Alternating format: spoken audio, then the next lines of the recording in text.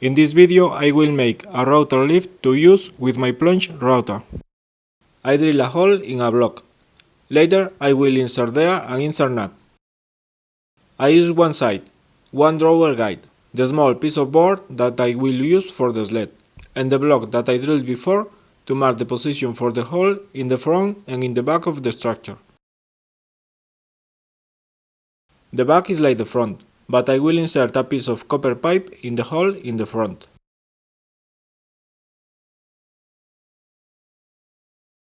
In a block like the first one, I drill a hole to screw in a pulley.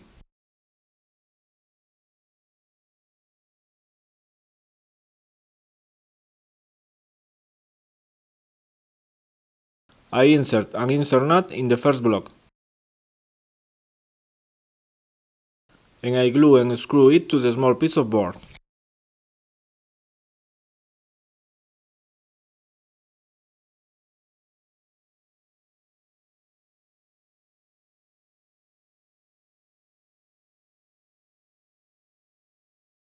I glue and I screw the block with the pulley to the other side of the small piece of board.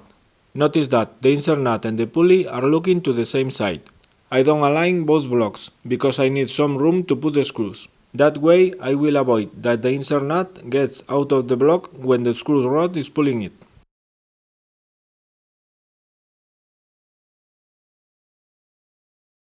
I use some screws to put the sides together with the front and the back.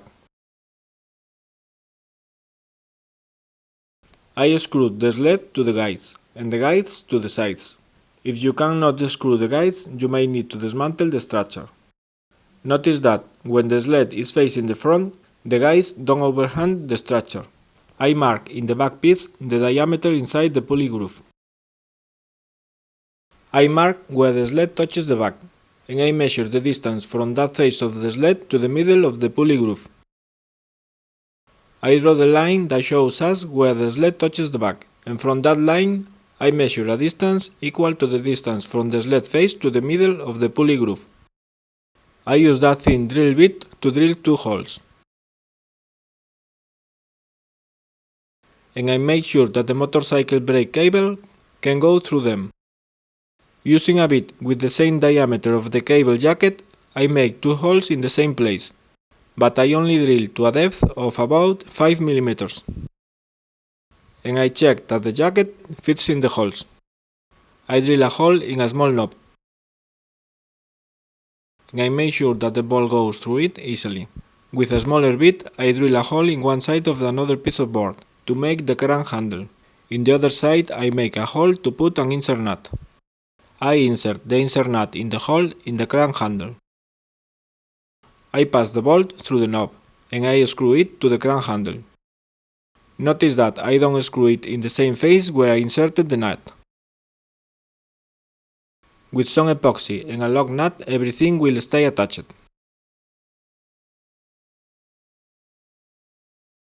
I check that the knob moves free. I pour some epoxy on one end of the screw rod, and I screw it in the insert nut that I have in the crank. I tighten the rod with more epoxy and another nut.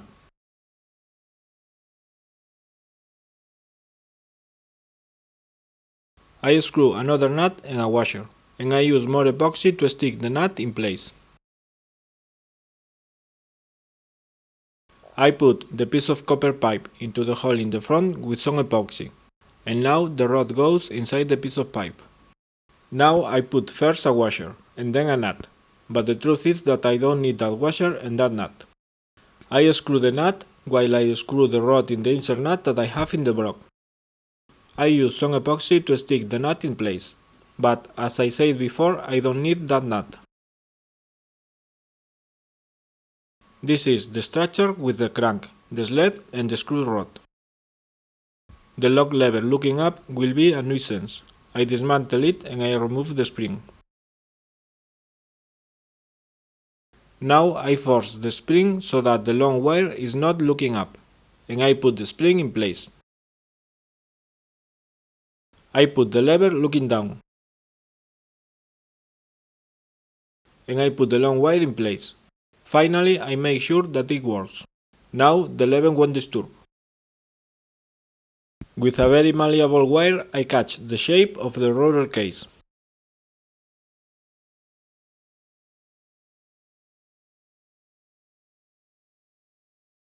I measure the case width and I mark that width in a sheet of paper. With some tape, I stick the ends of the shape on the marks I made in the paper. Using a pencil, I paint the shape in the paper. I cut the shape, and I retouch it, to make it fit the roller case as perfectly as possible.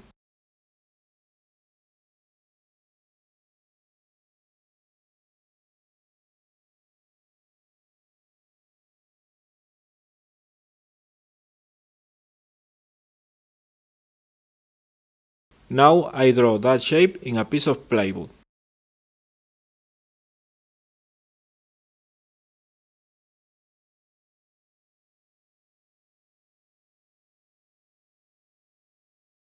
I will need two identical pieces.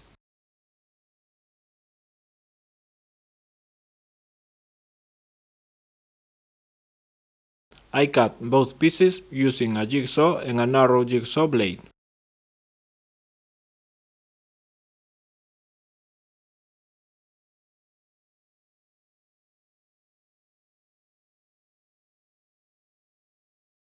I check that it fits the case, and I make some adjustments if needed.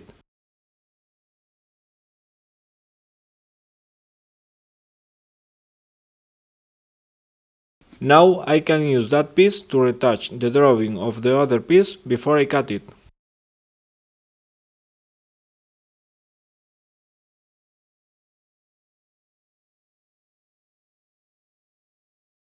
In the other side of the case I have the depth stop.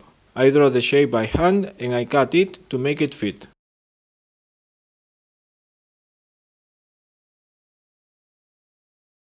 With both pieces on the board, I draw the shape to cut two more pieces. This time, instead of cutting them along, I will cut them across.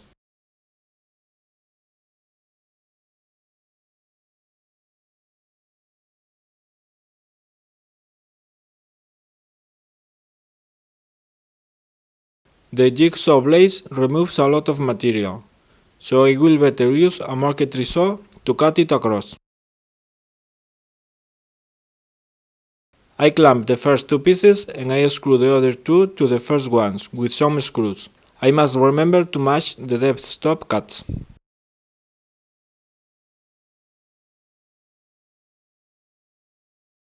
I assemble the pieces around the roller case, and I mark on them the points that are in the vertical line that goes through the holes of the roller base. I refer to the holes where I screw the knobs to secure the parallel guide of the roller. It is very important to make sure that the marks are perfectly in the perpendicular that goes through those holes. I drill in the marks to pass the cable through the holes,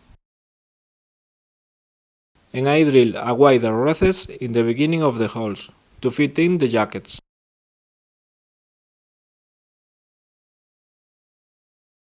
I assemble again the pieces of plywood around the case.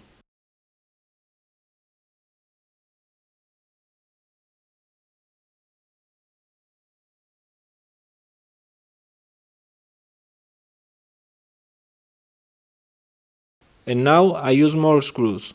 I must be careful to avoid drilling into the handles.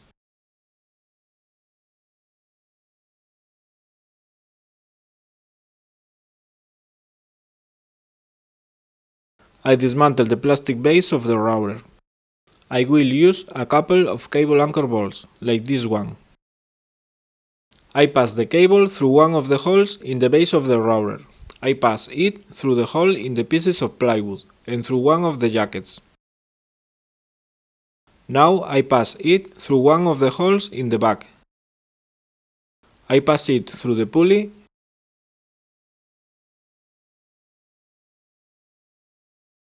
and I take it out through the other hole in the back. I pass it through the other jacket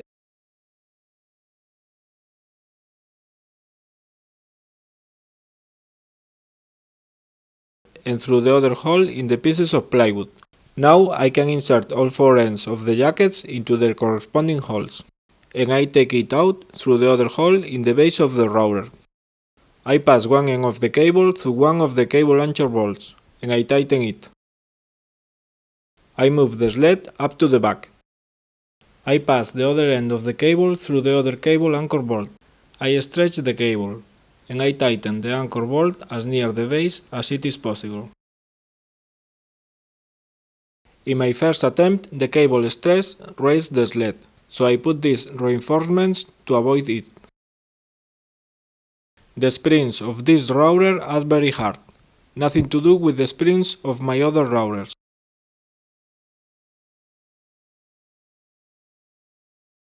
To avoid surprises, I reinforce the blocks with more screws.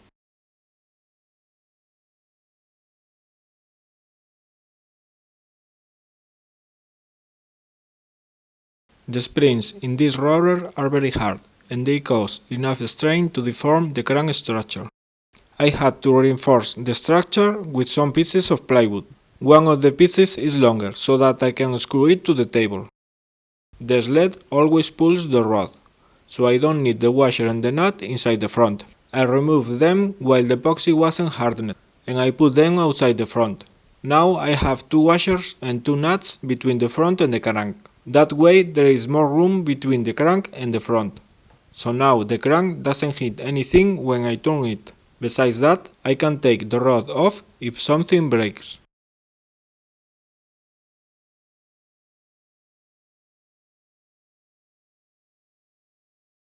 A metallic angle helps to hold it, too.